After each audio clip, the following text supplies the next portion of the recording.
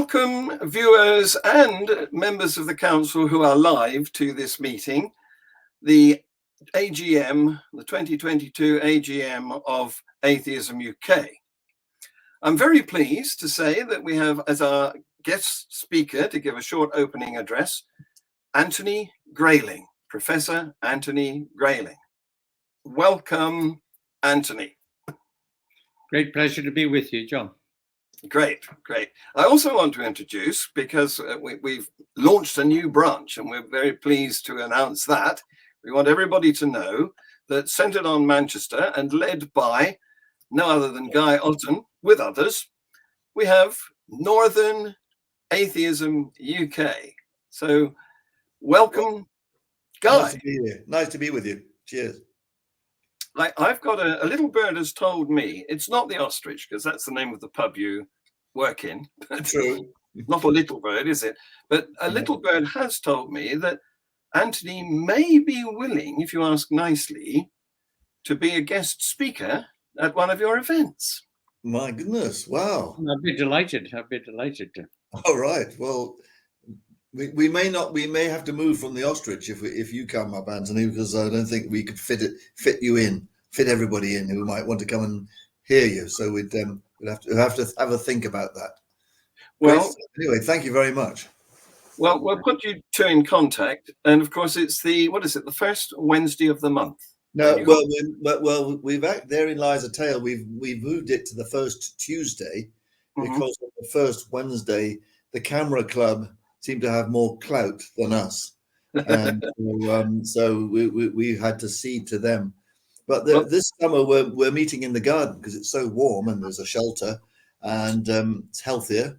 So that needn't matter. That needn't matter if you're going to a different venue, of course. So everything is up for grabs there. But Anthony, before we started recording, I was telling you about some of the campaigns that AUK is operating this year. We have 3. One of them is, do you know that if you send your infant to a Roman Catholic school in the Roman Catholic diocese around Nottingham, when it comes to transfer to a secondary school, they do everything they can to prevent you from sending that child to a, what's it called, community ethos. And in other words, a secular secondary school. Do you know that? Isn't that outrageous? They think they can, once they've got you in their clutches, they can keep you. It's against the meaning of the word, the regulations about transfer, which are supposed to enable freedom of parental choice and pupil education. So we're campaigning against that. We also have a campaign against some of the outrageous statements that are made by the religious in this country, because we think they should be fact-checked. And our third campaign is about the regulations that apply to landlords who have a responsibility to report campaigners and protesters who might cause a riot to the authorities. And we think that shouldn't just apply to houses where landlords have tenants, but it should apply to buildings in general. So that's another thing we're looking into campaigning about.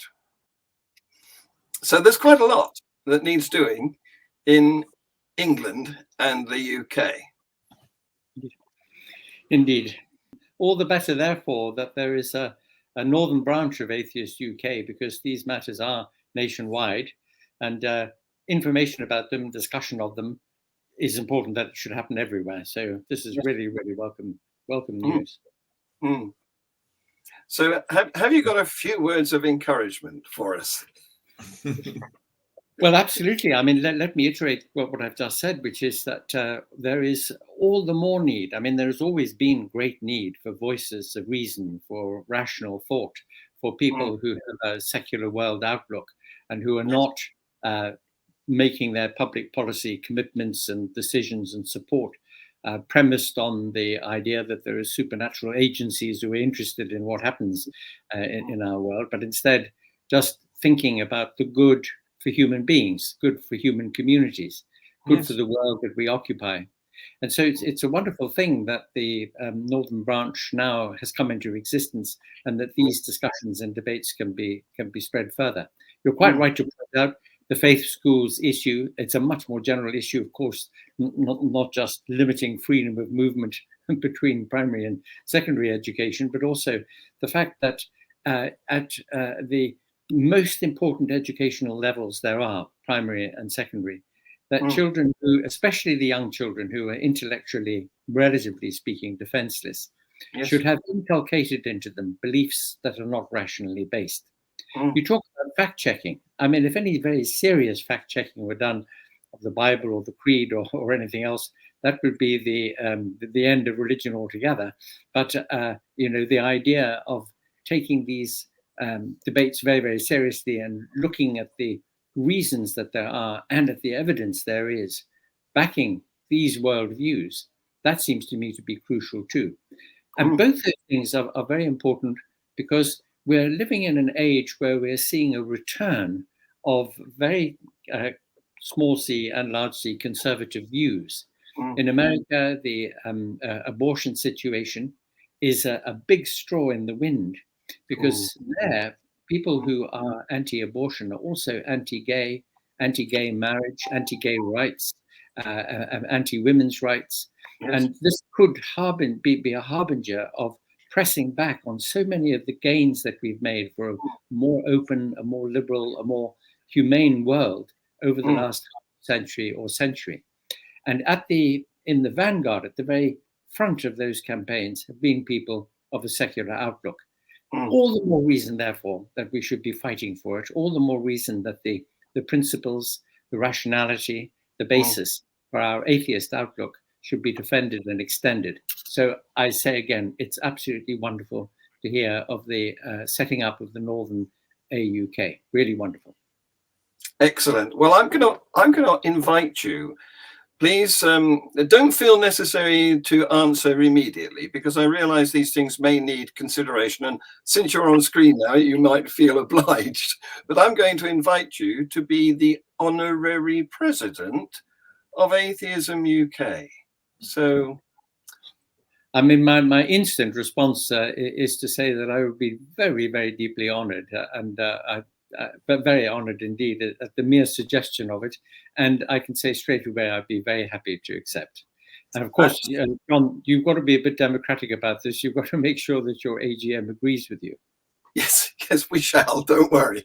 Well, that's wonderful news, Anthony. I think you've done splendidly in enthusing us and giving us a motive to continue with our mission. Take the rest of the day off. Thank you so much. I don't know. I don't think we could spare him, taking too much time off. Thank you.